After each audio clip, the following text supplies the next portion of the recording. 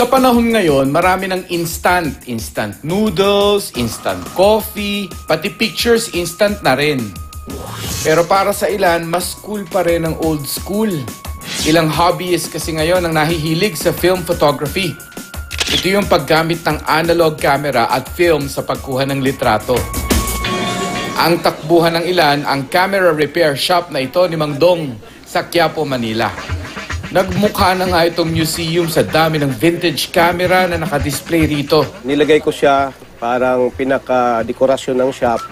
Reflection siya sa pagiging repairman ko ng camera at saka para din sa mga photographers na gustong makakita pa rin ng mga ganyong lumang camera. Tubong Placer, Surigao del Norte. Naging apprentice siya sa mga repair shop sa Quiapo noong 1978. Taong 1997 naman nung nagkaroon siya ng sariling shop. Ang kanyang mga kliyente mula enthusiasts hanggang sa professional photographers.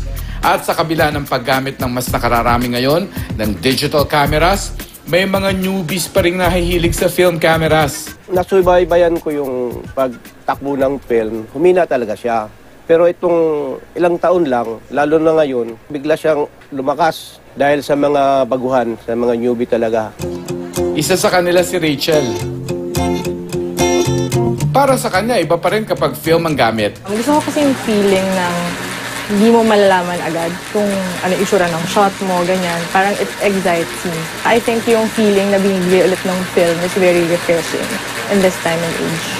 Ang wedding photographer nga na si Mark, susubok na rin kumuha gamit ang film at humihingi rin ng tips kay Mang Dong. Marami kasing hobbies na gustong mag-try ulit at maraming bumabalik sa film. Makikilala kasi at saka mga makikilala kong kaibigan din na sa wedding photography na meron silang film na gamit. At saka pinapakita kasi nila yung output nila. Sabi ang ganda. Yung mga baguhan na pupuntan dito, minsan bibili ng camera, meron talagang walang alam.